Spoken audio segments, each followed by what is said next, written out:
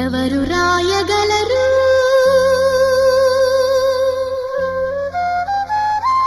అమ్మాను మాట కన్న కమ్మని కావ్యం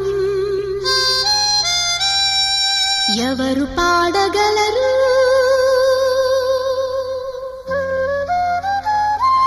అమ్మ అనురాగం కన్న తీ